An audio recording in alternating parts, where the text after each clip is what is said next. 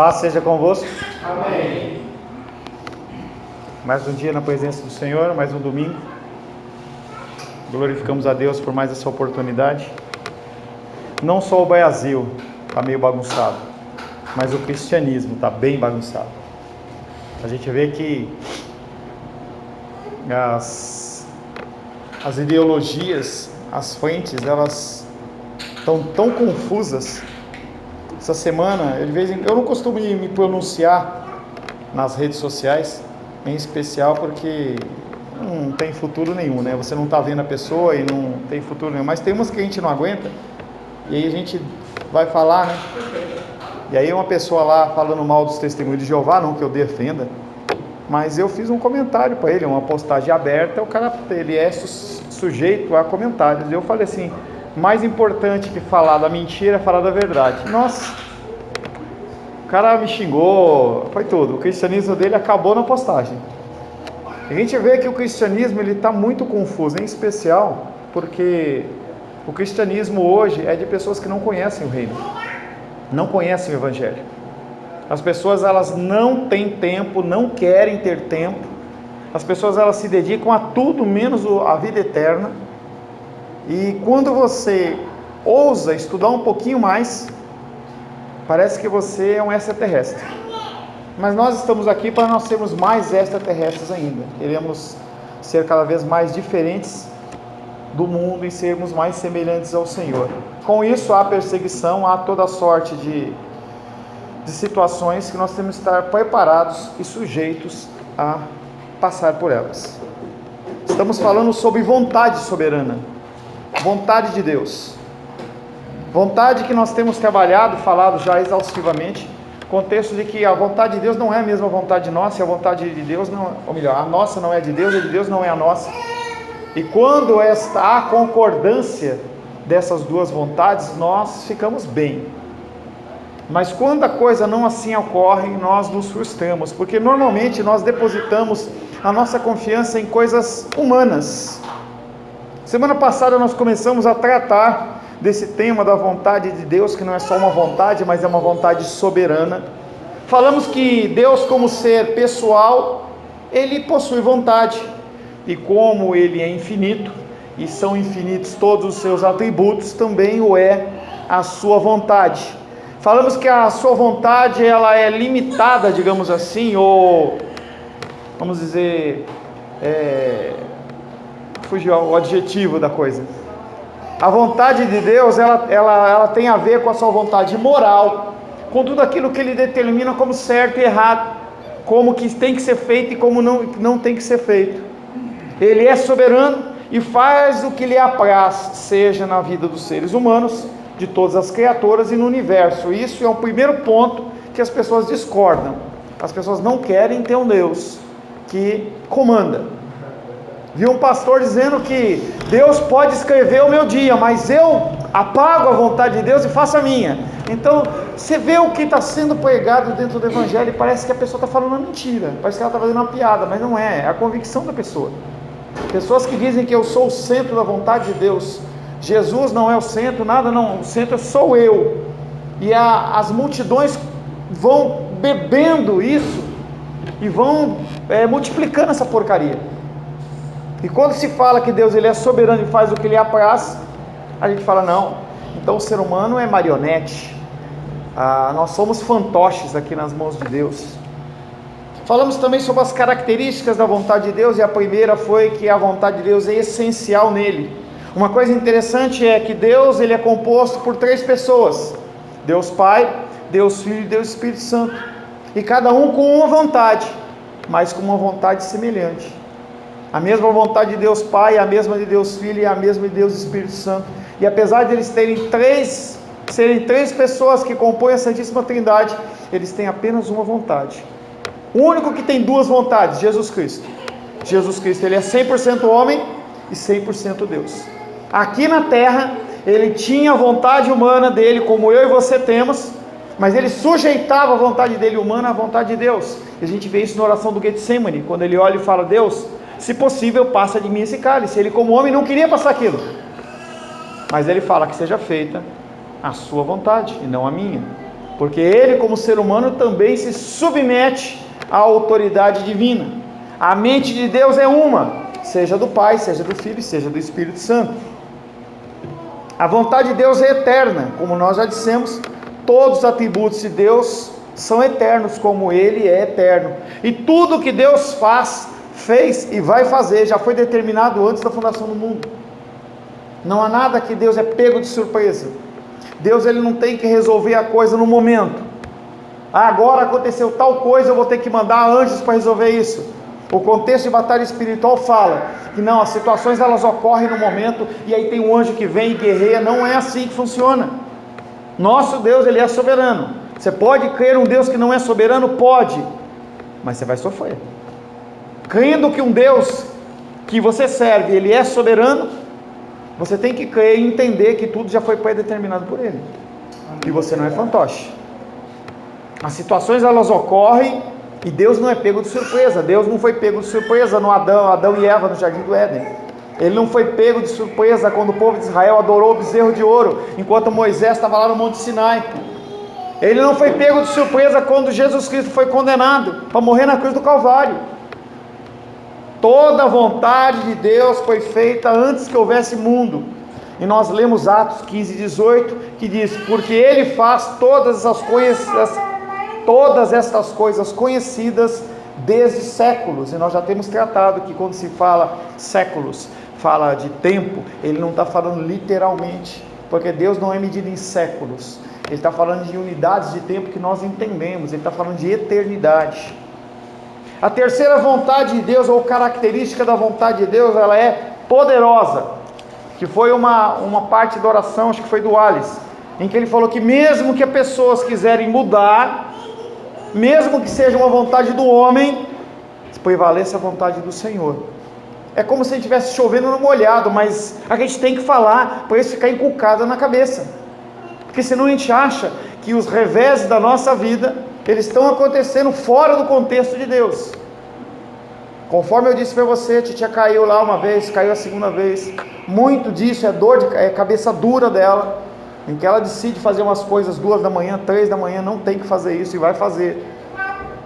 Mas eu tenho que entender, mesmo na minha insatisfação, que a queda dela também está lá no controle. Aquilo ali tem um propósito que a gente não consegue entender. Não é que Deus passou rasteira nela, mas aquilo ia acontecer, e nós temos que entender. E aí eu passei, depois que eu voltei, fiquei mais de meia hora pedindo perdão a Deus pela minha ira no meu coração, pelo incômodo, porque você se sente incomodado.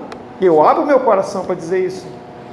4 horas da manhã eu queria estar dormindo, não queria estar levantando, e é difícil. A vontade de Deus não pode ser resistida, em especial quando se trata de salvação. O ponto salvação, ele é nevrálgico e ele é especial, é ímpar. Não há como você resistir, porque a graça é irresistível, ela te envolve.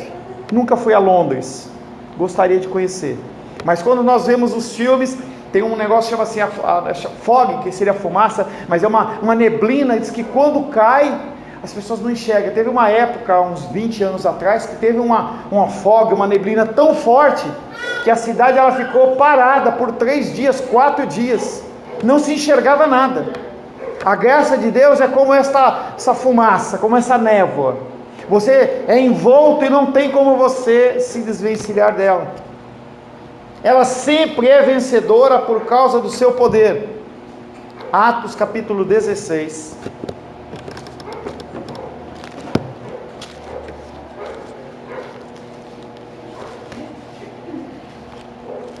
Atos 16, versos de 6 a 10, eu que vou ler, tá?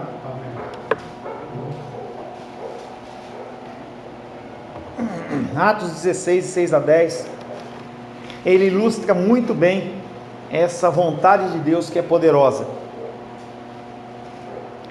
E percorrendo a região frígio-gálata, tendo sido impedidos pelo Espírito Santo de pregar a palavra na Ásia. Que loucura é essa? Apóstolo Paulo vai junto com Timóteo pregar a palavra, fazer uma coisa que é bendita, que é ordenada, E aí a palavra de Deus diz que eles foram impedidos pelo Espírito Santo de pregar a palavra na Ásia. Defrontando Mísia, tentavam ir para Bitínia. E aí o que aconteceu? Alguma porta se fechou. E eles falam, não, vou por outro caminho. O Espírito Santo foi lá e bloqueou de novo. Defrontando Mísia, tentavam ir para Bitínia, mas o Espírito de Jesus Cristo, ou o Espírito de Deus, não o permitiu. E tendo contornado a Mísia, desceram a Troade. À noite sobreveio a Paulo uma visão na qual um varão macedônio estava em pé e lhe rogava, dizendo, passa a Macedônia e ajuda-nos. Assim que teve a visão, imediatamente procuramos partir para aquele destino, concluindo que Deus nos havia chamado para lhes anunciar o Evangelho. Mesmo na pregação do Evangelho, que é uma ordenança que está lá em Mateus, e de pregar o Evangelho por toda a criatura, o Senhor, Ele determina aonde você vai pregar, não é aonde você quer pregar, não é no momento que você deseja, mas no momento que Ele quer. E eu consigo ver o apóstolo Paulo lá, levantando de madrugada com Timóteo, vamos para tal lugar. Se quiser pegar a almofadinha da titia ali, tá liberada ali. E aí ele chega e fala, vamos por aqui. Juntaram as marmitas, os negócios, quando chega lá não dá certo. Apareceu soldado, começou a chover, inundou o rio. Não, então vamos para outro lugar. Agora não dá. Aí ele para, deve ter parado para orar. Fala assim, mas o que está acontecendo? Será que eu vou amarrar o cão? E aí o Senhor dá aquela visão para ele, mostrando para ele que não era o cão, era o Espírito Santo bloqueando. E a gente vê uma situação semelhante lá atrás com Balaão em cima da mula dele, e ele vai querer ir para um lado, a mula vê o anjo e para, e ele bate na mula, e vai para um lado, para, e ele bate na mula, e aí aparece o anjo com a espada, fala, agora eu vou matar esse cara. Aí a mula abre a boca e fala, por que você está me batendo? Estranho que se fosse comigo eu tinha pulado da mula, né? Mas sai correndo, né? Mas ele ouve a mula falar e ainda dialoga com a mula. Não, eu nunca fiz isso. Você nunca fez isso. E por que você está me batendo? Eu estou te salvando. Aí naquele momento Deus abre os olhos e ele vê o anjo. Não sei se ele falou obrigado para a mula. Mas são coisas interessantes em que o Senhor, na sua vontade poderosa, Ele não deixa que aconteça. Ou permite que aconteça e não há nada que você possa fazer. Deus impediu que eles executassem os seus próprios planos, porque o plano divino está sempre em primeiro lugar. Deus queria que eles fossem para Macedônia e assim fizeram, concluindo que Deus os havia chamado para lhes anunciar o Evangelho. Uma outra situação que eu vejo numa condição negativa é a figura dos filhos de Arão, Nadab e Abiú. Aqueles homens, eles decidem acordar de madrugada para adorar a Deus. Só que Deus não tinha mandado eles adorarem a Ele. Cada um tinha a sua função, como tem na família, como tem na sociedade. Naquele momento haviam funções específicas definidas, e eles sabiam que eles não podiam fazer aquilo, e eles vão e fazem. Pega os incensários dos levitas, dos adoradores, e eles vão na presença de Deus, e Deus olha para aquilo como um fogo estranho, e eles são mortos. E Deus conversa com Arão e fala assim, olha, pega os incensários e não chora, porque eles estavam errados. Vem na cabeça agora também Saul, e a gente já passou por essa passagem, em que Saul não tinha que fazer o sacrifício, e ele vai lá e faz, e Samuel o repreende, e o reino dele é findado naquele momento. A vontade soberana de Deus é poderosa, e nenhum ser humano pode contrariá-la, nem no caso de querer fazer o que é certo, como aconteceu com Paulo e Timóteo. Somente foi feito aquilo que era da vontade do Senhor, e esta, por ser soberana, prevalece sobre a vontade dos homens sempre.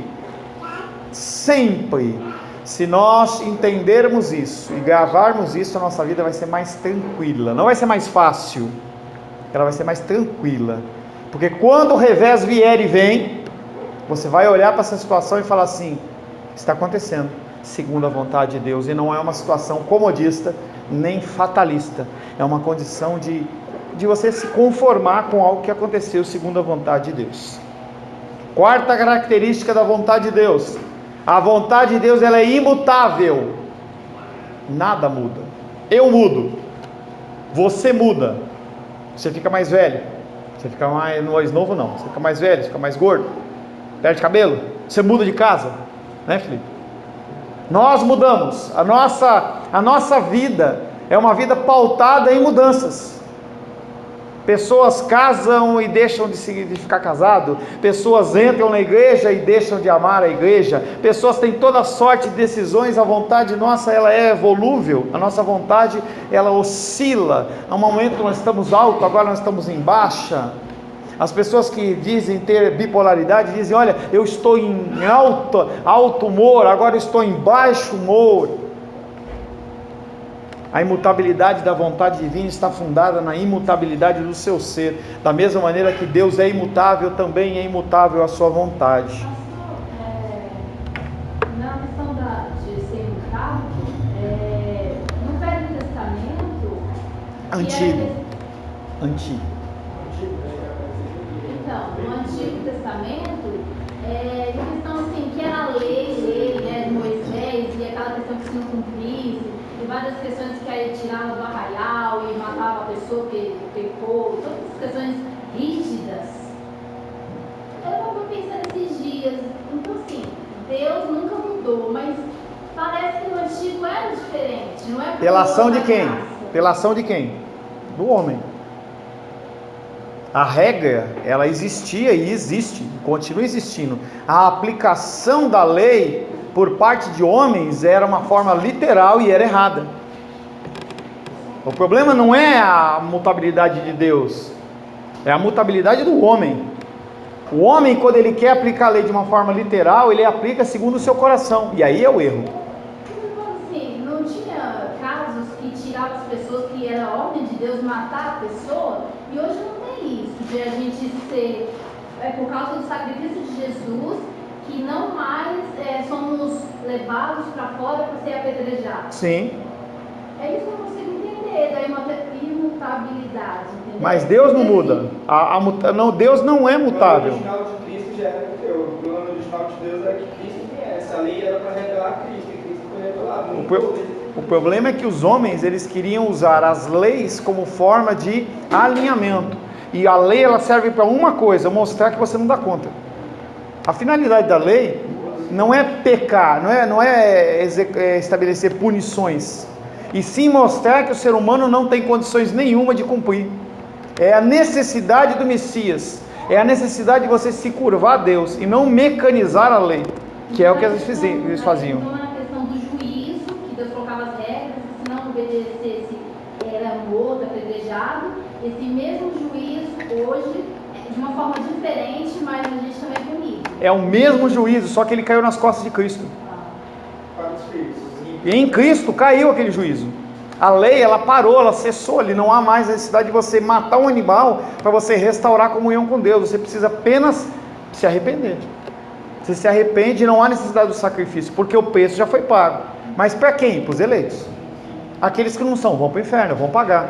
É o que nós tratamos na aula retrasada, quando nós falamos sobre justiça de Deus. A justiça de Deus, ela exige o pagamento da dívida e vai ser cobrado. Só que no nosso caso, foi cobrado sobre Cristo. Todo o sofrimento, tudo que ele padeceu lá, ele padeceu por quê? Para nos isentar desta punição. Punição que não havia no Antigo Testamento, não, melhor, essa liberalidade, ou essa pessoa que recebia o pecado, não havia, era o bicho. Então, se o cara se arrependesse e matasse o bichinho lá, ele estava liberado. O problema é que eles mecanizaram a coisa. Então ficou uma coisa que nem o eu te amo hoje. A pessoa fala eu te amo sem saber o que está falando. Quando a pessoa ora o Pai Nosso, ou reza o Pai Nosso, a pessoa faz de uma forma mecânica. O Pai Nosso ela nem sabe o que está falando. O problema é a mecanização. A punição ela vai ser a mesma. Não muda nada. Por que hoje não é colocado gente para fora? Por causa da sociedade que mudou o entendimento, mas também porque o Espírito Santo de Deus, ele habita em nós e os nossos pecados já foram colocados sobre a cruz do Calvário. Acabou. Tá?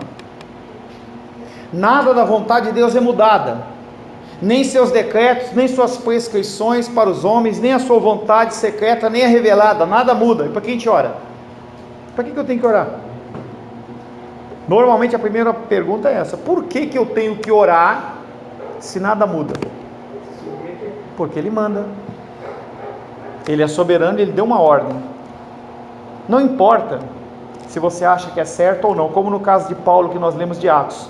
Não importa se aqueles homens achavam que o mais importante era ir para a Ásia.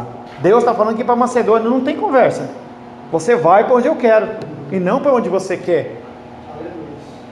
Se a vontade de Deus é essencial nele, a sua vontade não pode mudar. Devemos crer que a vontade de Deus é imutável, porque está escrito na palavra, Hebreus 6,17.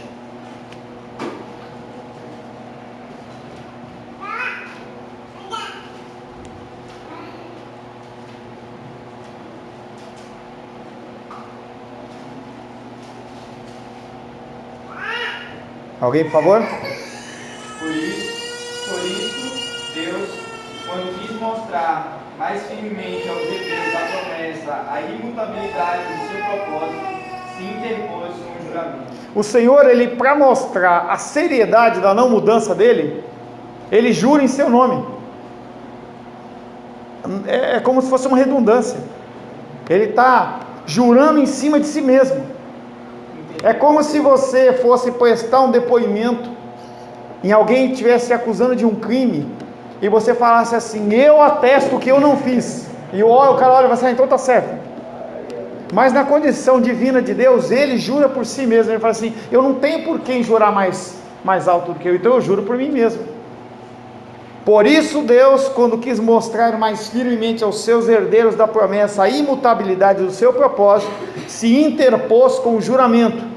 Deus não volta atrás, nunca na sua vontade decretiva, pois ela é o fundamento de toda a história humana que vem sendo realizada, e já possui o seu clímax previsto e anunciado pelas Escrituras, que é morte e ressurreição de Cristo.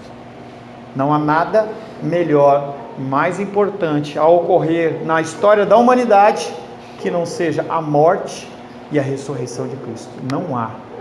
Então as pessoas cantam: o melhor de Deus ainda está por vir. Não tem melhor de Deus para vir por vir, o melhor já veio. Essas frases humanistas que as pessoas criam como uma forma de levantar autoestima ou trazer um pouco de alento para as pessoas, elas não são verdadeiras. E parece até cruel às vezes. Titia está lá na condição de enfermidade e ela fala para mim assim: vai melhorar. E eu falo: desculpa, não vai melhorar. Quanto mais rápido ela entender que a situação que ela está passando é uma situação que é de idade e cada vez vai ficar pior, ela vai acalmar o coração. Não quer dizer que a gente não vai orar, não quer dizer que a gente não vai pedir para o Senhor trazer alento, trazer alívio, mas nós temos que entender que a situação não vai melhorar. Frases de fim de ano que nós estamos chegando: vai estar tudo melhor, ano que vem vai ter mais saúde. Não vai, não vai. Cada ano que passa, o seu corpo mais pior fica. Eu brincava com o André no começo do ano, e eu falava com ele: e aí, velhinho? Fui lá numa conferência, carreguei umas caixas, tô com a minha hérnia aqui, ataca, entendeu? E dói de um lado, e dói do outro, e vai piorar. Por quê? Se eu tivesse a idade do Felipe, não ia fazer diferença, em regra, tá? Não é, mas em regra, uma pessoa que é mais jovem, ela aguenta mais o tranco do que uma pessoa que tem mais idade. A Rayane pegou e ligou, mandou mensagem: e aí, você vai vir me ajudar na mudança? Eu falei: não dá não, filha, dá não. Se eu for aí, eu não vou para a igreja domingo, porque eu vou querer carregar a caixa, eu vou querer fazer peso, eu não dou conta. Deus não volta atrás, nunca na sua vontade, pois ela é o fundamento de toda a história humana. Nada do que Deus decidir fazer vai mudar. Tudo que está programado para acontecer, vai acontecer. Ninguém pode fazer Deus voltar atrás ou impedi-lo de concretizar os seus propósitos. Tem muito maluco aí dizendo que eles fazem a vontade deles. Não faz. Muito pastor ensinando que a vontade é determinada por mim. Eu escrevo meu caminho, eu escrevo a minha história. Você não escreve nada. Você não escreve nada. Quanto mais você for manso, quanto mais você for submisso à vontade do Senhor, menos você sofre. Decisões erradas, você sofre. Algumas Deus permite, nós vamos tratar um pouco mais para frente. Deus permite que você tome decisões, porque se ele não permitisse, o que ia acontecer? Ele te induziu ao pecado. Casais que casam, se juntam sem estar casados. Então Deus induziu a pessoa ao pecado. Não, mas Ele permite, e as pessoas vão pagar o preço. Vão pagar o preço. Esta constituição de uma família sem estar todo mundo tratado é complicado. Conversa com o Felipe, conversa com o Alice e com a Ingrid, conversa com a Rayane. Você vai ver a dificuldade que é as pessoas elas se alinharem com o cristianismo estando morando debaixo do mesmo teto. É difícil. Estando tratado é difícil. Não estando tratado, pior ainda. Pior ainda. Nessa questão da esperança, realmente, assim, eu concordo que realmente as coisas cada vez mais, a gente já está em dias maus, cada vez mais a realidade física nossa, do mundo, realmente vai... Física e espiritual. Cada vez mais. Física e espiritual. Agora, a espiritual, nas lutas e perseguições que a gente enfrenta e vai enfrentar, o nosso refrigério, o nosso fôlego para respirar é a palavra, é orar. Os momentos de aflição que vierem nos perseguir, que vierem nos torturar, que vierem fazer um monte de coisa pra gente, é o se derramar na presença de Deus e buscar alívio aqui na palavra, é a nossa esperança. Porque tudo bem. se o servo de Deus não tivesse a esperança, é a própria presença de Jesus. Porque senão também a gente sucumbia. E por que a gente não sucumbe? Olhar o futuro e não ver esperança. E por que a gente não sucumbe? Porque Deus não deixa. Perseverança de Deus. É Ele que te faz olhar para a palavra e buscar na palavra esperança. Mas não há possibilidade física, material de melhora. A situação espiritual, ela vai piorar. Cada vez mais vai haver perseguição. Cada vez mais a mídia, ela vai mostrar a figura do cristão numa condição errada. Eu não assisti, abomino novela, mas lá, todo canto lá no Facebook lá, porque é evangélica endemoniada.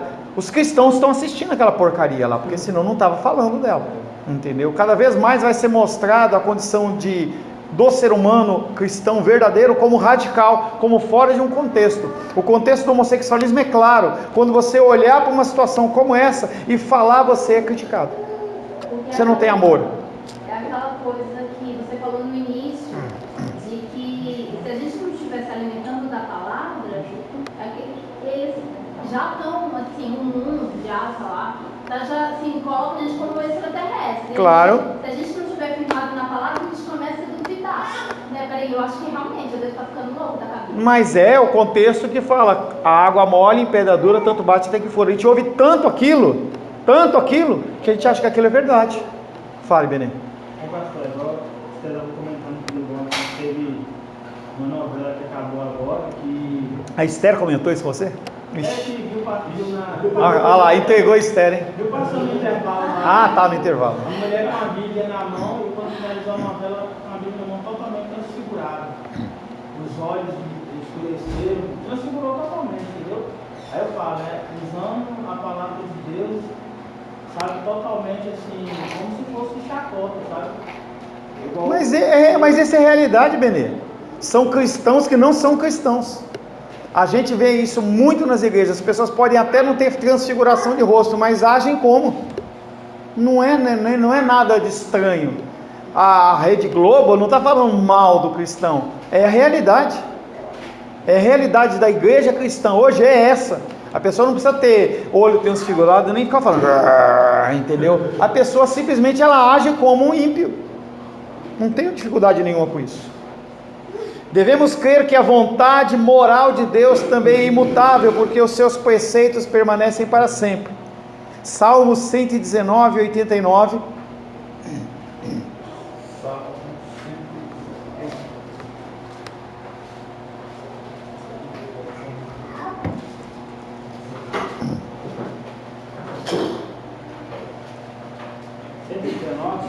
(89)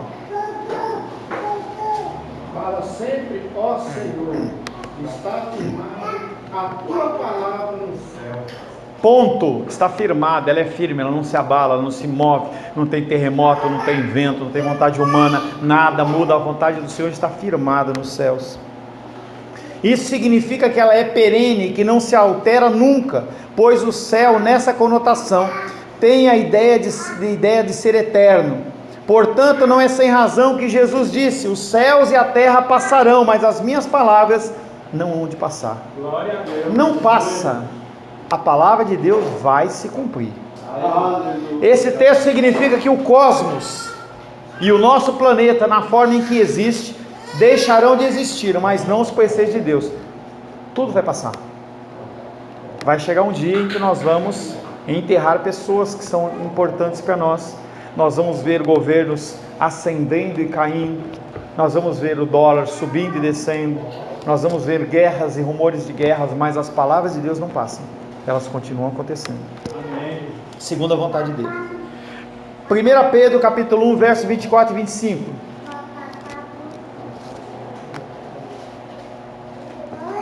1 Pedro capítulo 1, versos 24 e 25.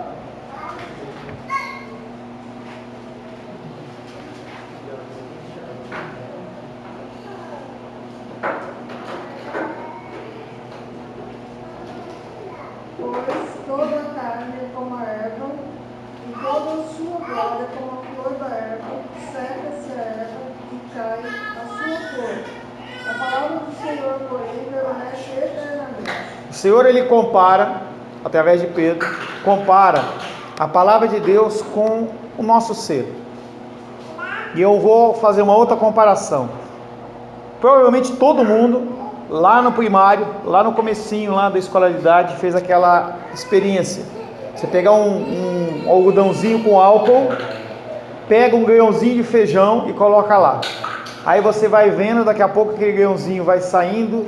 E o meu desejo quando eu vi aquilo era: vai dar feijão, eu vou comer desse feijão. Mas daqui a pouquinho aquilo fica bonitinho, o que acontece? O monte cai. Da mesma maneira, é a minha pessoa e a sua pessoa. Nós temos vigor, vemos Helena correndo, tal, aquela agitação. Daqui a pouco vai ficar adulto, daqui a pouco começa a ficar mais velhinho, daqui a pouco começa a ter dor no ciático, e aí vai tendo, cada um vai ter um tipo de dificuldade, todo mundo vai ter um tipo de dificuldade. Pode ser que você não tenha problema no ciático, mas você vai ter problema de rim. Se não tem problema de rim, você vai ter problema de estômago. Pô, pastor, não tem? Tem. A nossa restauração vai ser quando tocar a trombeta do Senhor. Aleluia. Está amarrado. Está amarrado. Alguma dificuldade nós temos. Casos como o irmão Cláudio, que ele está aí andando, isso aí não é comum. É raro. A irmã dele tem 90 e poucos anos, é melhor que ele. É raro. A regra é, a pessoa, conforme vai ficando mais velha, dependendo do que ela passou, como foi a alimentação, se teve exercício, ela vai sofrer mais ou sofrer menos. Nós somos como a erva, nós crescemos e secamos. A palavra do Senhor, porém, permanece eternamente. Esta imutabilidade dos preceitos de Deus, essa é a imutabilidade dos preceitos de Deus, porque essa é a palavra que nos foi evangelizada. Só que o que as pessoas ouvem? Não é isso. As pessoas ouvem que elas fazem a sua vontade, fazem o seu caminho, que tem toda a forma de amar, que você faz isso, faz aquilo, e as pessoas elas aprendem aquilo, e é cômodo para o nosso coração. A gente não aprende que a vontade de Deus ela é soberana. A gente aprende que Jesus te ama, e porque Ele te ama, você pode fazer o que você quiser, e Ele vai continuar te amando do mesmo jeito, e você pode agir da maneira que você quiser. E você pode ser homossexual, você pode ser pedófilo, você pode ser adúltero, você pode ser mentiroso, você pode ser ladrão, você pode fazer o que você quiser, você pode defraudar o imposto de renda, você pode deixar de ajudar o próximo, porque Deus Ele continua te amando. Afinal de contas, nós estamos na magia do Natal.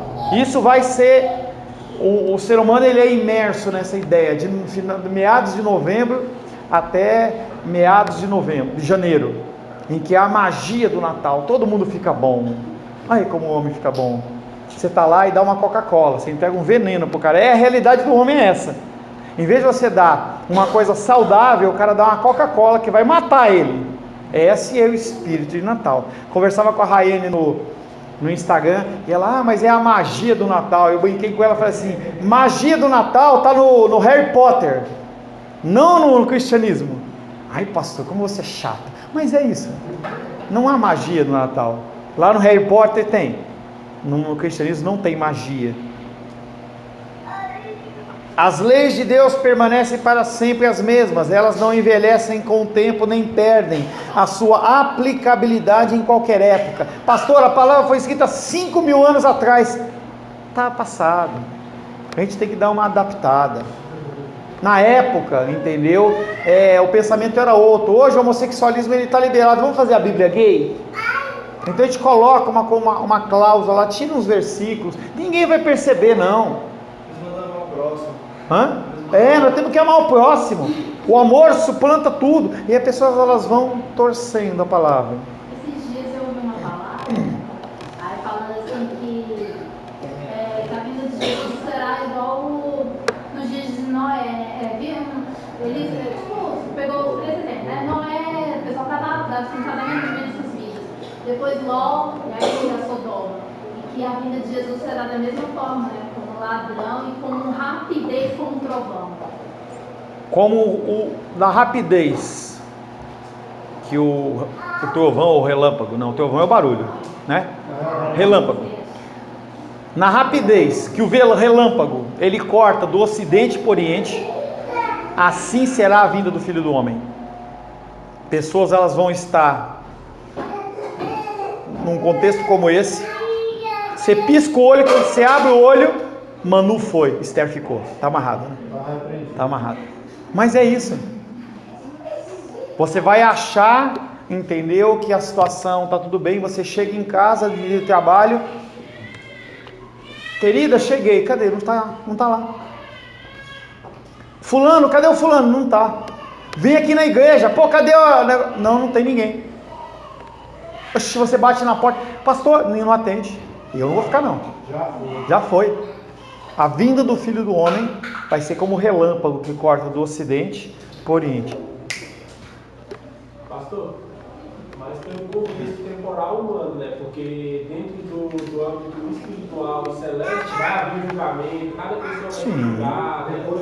Vinda do Filho do Homem não interfere. Vinda do Filho do Homem é uma marca cronológica, temporal de um evento, de um advento que vai acontecer na Terra. Entendeu? O arrebatamento da igreja. A separação já vai ser feita ali, das ovelhas e os bodes. Entendeu?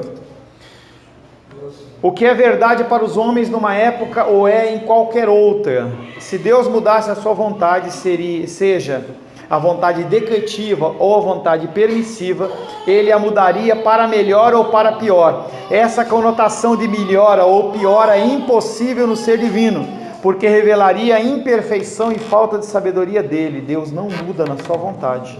O que ele falou vai acontecer. Amém. A próxima vontade a ser tratada, a vontade de Deus, ela é eficaz. Eu só vou começar, nós vamos começar a tratar na semana que vem. Por que ela é eficaz? Porque ela cumpre o propósito para o qual ela é designada. Ela não faz o que você quer, ela cumpre o que Deus quer. Ela é mais eficaz do que uma espada de 2 gumes. Ela é capaz de entrar ao ponto de dividir alma e espírito. Ao ponto é porque não se divide. Alma e espírito, juntas e medulas. A palavra de Deus ela é eficiente. Se tem algo a ser falado, chama-se versículo bíblico, palavra. Decore versículos.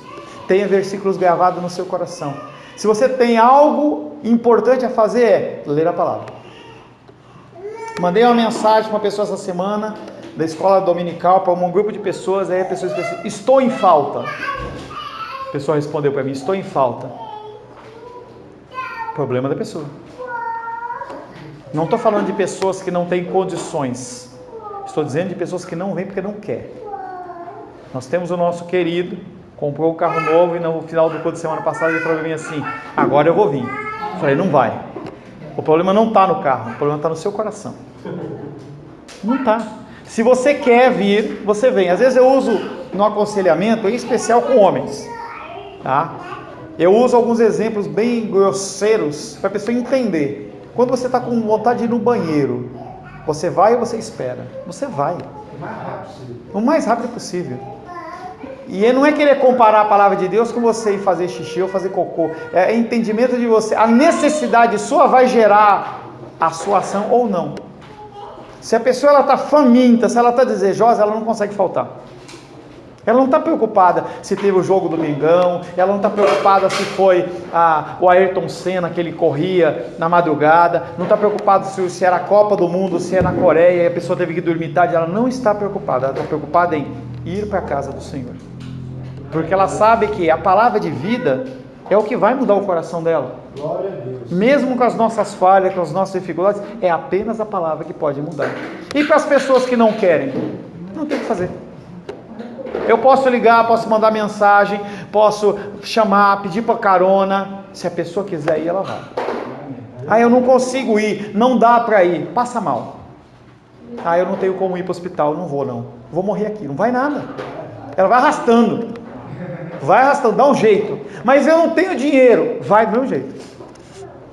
E eu não estou falando para você estabelecer na sua vida um conceito de legalidade. Se eu faltar um dia no culto e Jesus Cristo voltar, eu vou para o inferno. Não é isso.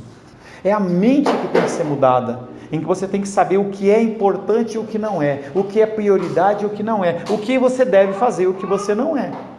A palavra de Deus, ela é eficaz. Conforme a minha Míndizia falou, a única saída, a única esperança é a palavra de Deus. Se você não lê a palavra de Deus, você vai morrer. Mas eu não consigo. Vai morrer. Na verdade já está morto, né? Só não vai viver. Quando eu digo morrer, é porque nós temos como apagar isso no coração. Você vai esfriando. No conceito de salvação, você não muda. Você não vai morrer, entendeu? A condição uma é você já está morto. A outra condição é você esfriar o teu coração de tal maneira que você endurece seu coração. E aí, Deus ele vai trazer você na marra. Senhor, em nome de Jesus. Tua vontade é a tua vontade, Senhor. Ela é soberana, poderosa e eficaz. Mas muitas vezes nós queremos aplicar a nossa vontade e não a tua vontade. E por isso sofremos. Este mundo, Pai querido, cada vez pior está, cada vez mais tenebroso. E nós precisamos da tua luz e do seu entendimento. Precisamos que o Senhor nos capacite, que o Senhor nos dê a instrução necessária. Que o Senhor gere em nós, Pai querido, a tua vontade, que nós possamos nos submeter a ela, para que nós venhamos a sofrer menos. Te louvamos, Pai, em nome de Jesus. Amém. Glórias a Deus.